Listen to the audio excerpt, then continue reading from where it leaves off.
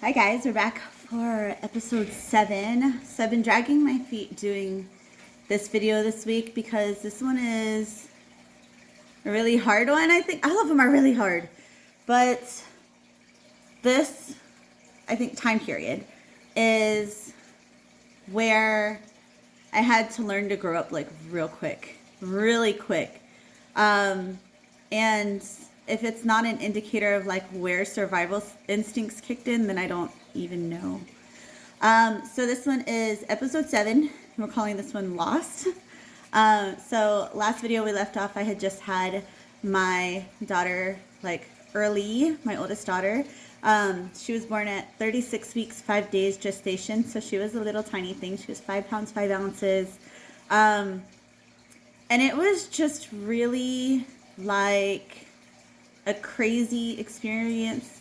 I don't want to say traumatic because there's been other things that I've been through that have been a lot harder, but it was definitely like whirlwind. I had no control over anything.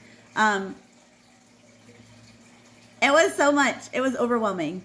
So I had my daughter while my husband was in Afghanistan, and she was due September 16th, and that is when he planned to take what they called R&R, which was pretty much like a week of leave time where they could come home and catch a break before they had to go back to Afghanistan. Which I like having gone, us having gone through multiple deployments now.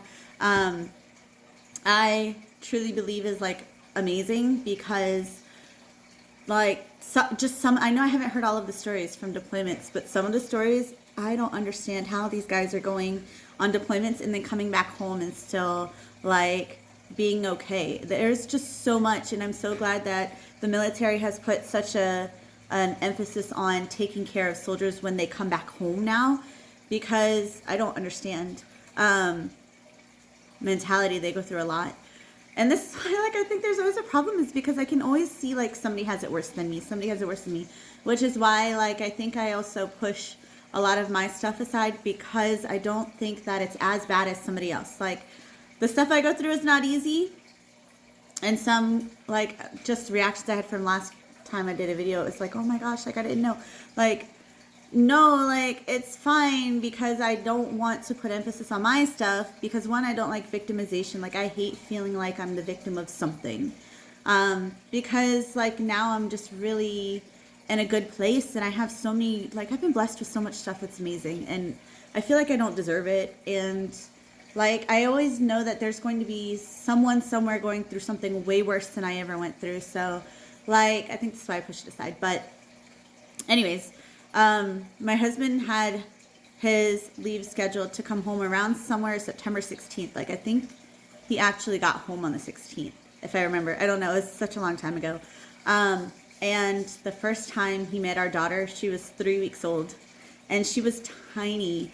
And my husband took forever coming to meet her or, like, to see us. Like, I was staying with my mom at the time because it was just comfortable.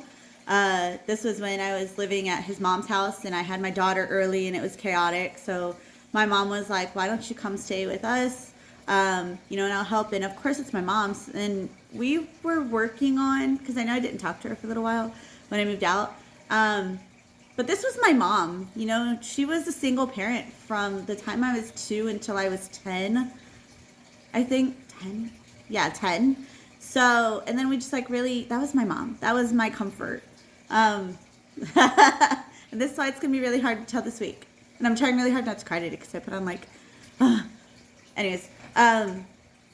So he met her and she was, I wish I had the picture for you guys. It was so like precious and so good.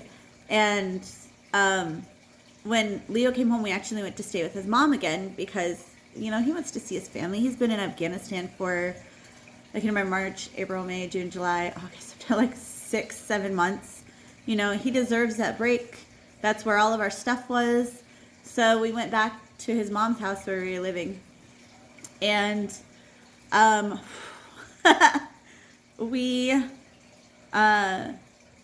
he was actually home for my mom's birthday. So for my mom's birthday weekend, they were going to stay at a hotel in Daytona and pretty much just have like a beach weekend. And we got invited to go with, and we said yes. So Leo and I, we didn't have a car at the time, so we took a taxi to my mom's house, and we all drove down to the hotel together. And it was okay to start with. It was really cool. The beach was really pretty. The hotel was nice. I can't remember where we stayed. Dinner was okay. My stepdad was being annoying, and I had just had a baby. My hormones are all over the place. Plus all the stuff from like growing up. I was just like, this is annoying. But like, I will get through it. It's my mom's birthday weekend. And that night, like after dinner, my stepdad took Leo down to the bar to drink because alcoholic stepfather, that's what they do. And Leo went with him, and I went back up to the hotel room. We had side-by-side rooms with my mom. So my mom and my youngest sister, my stepdad, were in one room in the corner, and Leo, Anna, and I were in a room next door. And it was getting late, and I was really frustrated because I was calling Leo and he wasn't answering the phone. And I don't know, whenever I'm alone with my kids, it's like once I'm in single parent mode, but then whenever my husband comes home, I'm like, I want shared responsibility because they're not just my kids. So I think this started when I had Anna. I was like, I want shared responsibility. It's not just my kid, So I was getting really frustrated, and he wasn't answering his phone. So I was going to go down to look for him because the bar was right outside. It was like one of those outdoor walk-up bars kind of thing. And I went next door to my mom's room, and I was like going to ask her, like, have you heard from him? Have you seen him? Do you know what's going on? And this is where I think I'm trying not to do all the details because it's really hard. She was sitting up in the bed sleeping, and I've never seen that before, and it was very strange to me. And I was like, Mom, are you okay? And she goes, yeah, I'm fine. I'm like, okay, well, I'm going to walk downstairs. And I was just so mad that I didn't think to stop and, like, really, Mom, are you okay? Like, do you need me to call the hospital? Like, what's going on? Because it was so weird.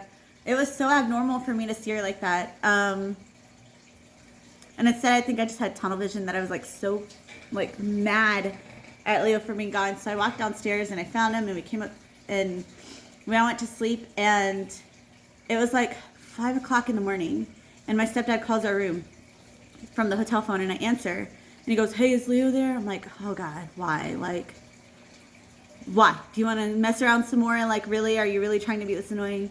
So I'm like, yeah, fine. So I told Leo that my stepdad was looking for him and to send him over, just go next door. He wants you.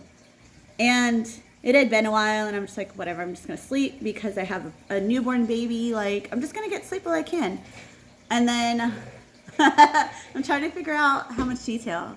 That's where I've been stuck the last couple days. My youngest sister came over to our room from next door and said, like, she was just so chill, like, so casual. And I'm like, kind of like, why are you here? Like, what's going on? She goes, oh, Mom's laying on the floor and she's not breathing. I'm like, what? What are you talking about? Like, that panic moment set in again. So I ran next door, and I pushed open the door, and there was, oh my God. My mom was laying on the floor, and there was a paramedic standing at her head, and Leo was on the floor next to them. And my stepdad just yelled at me to get out. I'm like, get out. And I think my world kind of stopped. Like, we never knew anything was wrong. She never went to visit a doctor. We didn't know anything was wrong. And I kind of feel guilty that, like, I didn't stop to, and I talked to my therapist about this too. I feel guilty that I never stopped to do anything more when I thought something was wrong the night before. And my stepdad had called my sister, and there's more details in between, but I'm trying not to be too heavy. I had to call my dad, and I think this is where my relationship with my dad really hit a stronger point because, like, one, he was my only parent now, and two, like, after I called him, he started making plans to come down to Florida. because he lived in New Hampshire. And he made plans to come to Florida. Like, he was making plans right there. And it was so hard. Like, we once we got done with the police and they took my mom, we drove back to my mom's house. And my stepdad's like, you can stay here. And it's like, no, like, I can't be in this space. Like, my mom is supposed to be here. And she didn't come back with us in the car. Like, we went there with her and we left without her. Like, it's really hard because that was the last time, like, that's the last time I want to see my mom. That's so weird. And that was definitely, like, the hardest point, because when I was staying with my mom when Leo was not back yet, we were making all these plans because we knew that when he got back from deployment, I was going to move up to Alaska where he was. And we were making all these plans to do train rides through Denali, and we're going to go see this place, and we're going to go this thing. Alaska is so big and so cool and so nature, and we're going to do all these things. And now just to be like, there's nothing. There's nothing. Like, I feel like I got a lot of my parenting hands-on stuff from my mom too. So it was like, now I have this baby and I don't know what I'm doing and my mom's not here, and oh my gosh, like, that was really hard. So I did not stay at the house. We went back to Leo's mom's house, and we got there and everybody was like, oh, you're back already? I thought you were supposed to be there. And we had to tell them that my mom passed away, and like between there and the memorial service and my dad coming down for the like, everything is such a whirlwind, and it didn't feel right. Like, nothing felt right because it didn't make sense, and we never knew anything was wrong. And this, I think, is one reason I'm really afraid to see doctors, because I'm like, I don't want you to tell me something's wrong, but I'm also like, no, I need to be alive for my kids. So like, for me, I always have like this internal war of like, okay, I don't feel good, but like, I don't want to go see doctors because I don't want the worst like thing, you know? Good golly. Yeah, that was hard. And then Leo had to go back to Afghanistan. So there's, I think we have a profile picture of the three of us. Maybe like way back in the archives, there's a profile picture. And that was literally when our friend and his mom came to pick Leo up to take him back to the airport to fly back to Afghanistan. And just, I was really lost because I was sending my husband back to war zone, and it was already really crazy, and I just lost my mom, and it was really crazy, and nothing felt right. Like, I don't know how to explain it. Nothing felt like it was the right thing to do. And I am so, like, thankful, because during this period, my sister was living with one of our friends. She was no longer with her godfather. She moved in with one friend, and then she moved in with another friend. And I, like, thank God every day, because this friend's mom was such a huge, like, I don't even have words. She was such a huge person in that moment, who helped me get my driver's license, who helped me get my car, who helped me get car insurance, which I never even knew what I was doing, who helped me get an apartment that my sister and I lived in for a little bit before I moved to Alaska. Like, this mom was literally like a pillar in the time where, like, you feel like really lost and confused, and you don't know what you're doing. So thank you so much.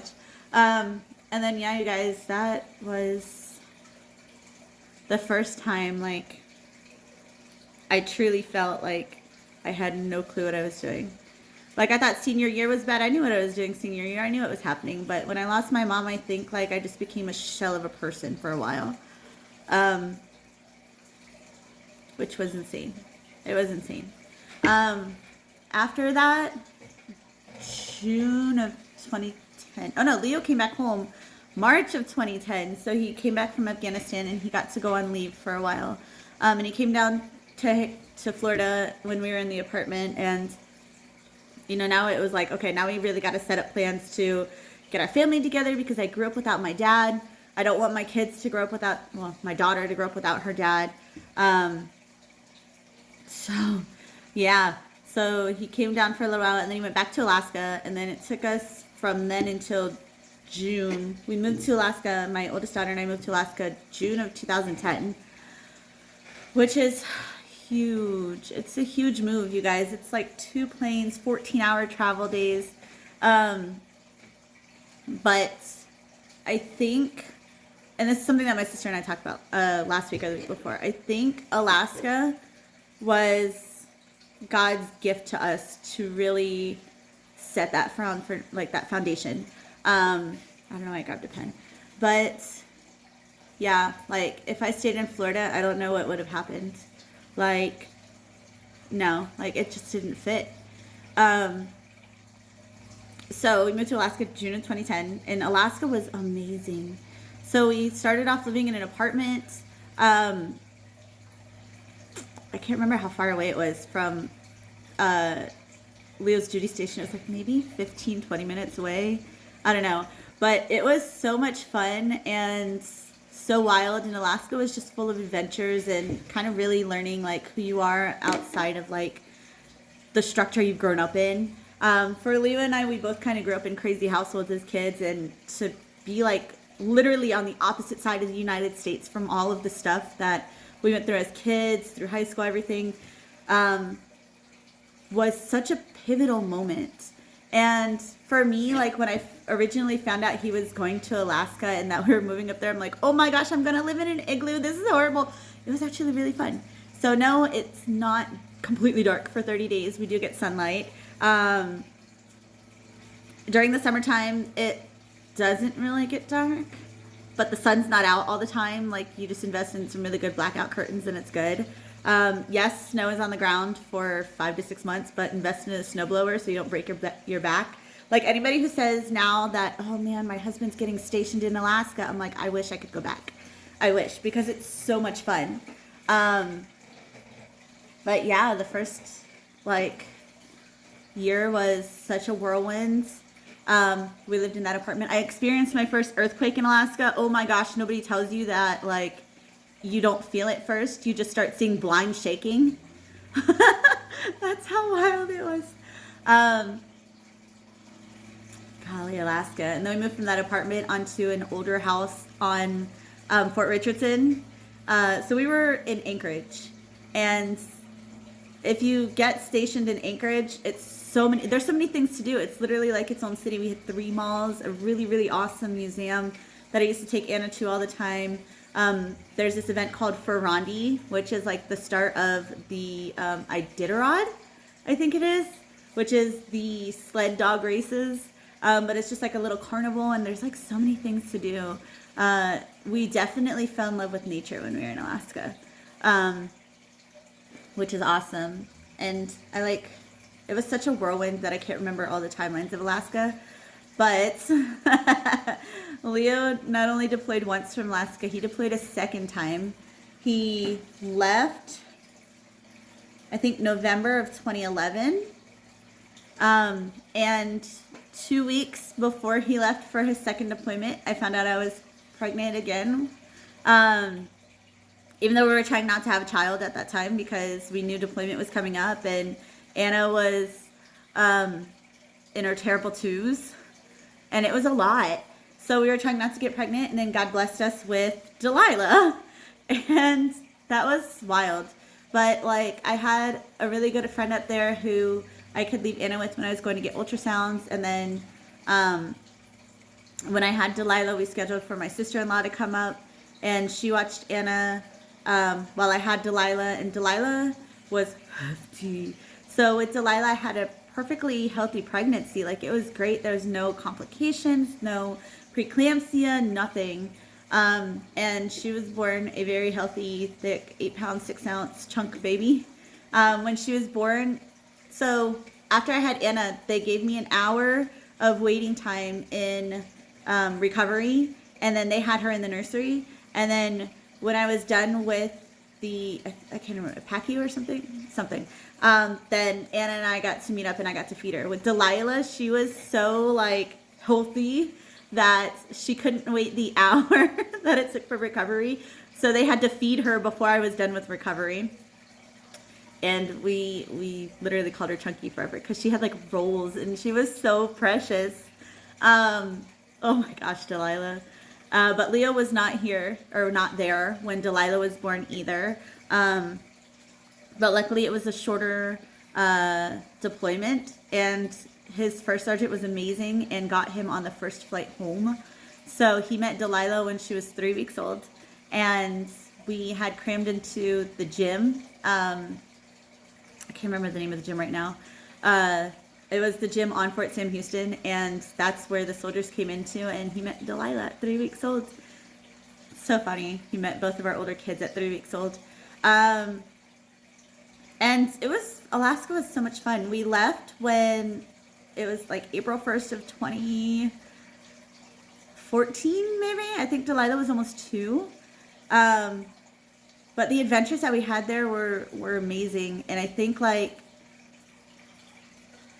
with Leo and I, that was really a good bonder for our relationship. And it was just amazing to be able to have our kids and take them to the indoor water park or take them to the zoo. We lived at the zoo when it wasn't freezing outside. I think it's called the Museum at the Rasmussen Center in the middle of Anchorage. Amazing. The 3 malls, amazing. Bouncing Bears. There's a pizza place up there. Oh my gosh, we did it all. And while we were in Alaska, we started going to church, which was awesome. So I think we got invited in November? Potentially. Like they had something going on for soldiers, and one of our friends who were also military at the time were like, hey, we go to this one church. It's called Central Christian Church, and they meet at this high school over by the airport, and it's just a really good casual Christian service. And we're like, yeah, we'll check it out. And we wound up really diving in. So I got baptized January 14th, 2014, I think it was. I'll never forget that one. That was so cool. We had such an awesome pastor. He was awesome. We met him for lunch, or dinner or something one time. It was really cool. And I think that was really our first introduction into church.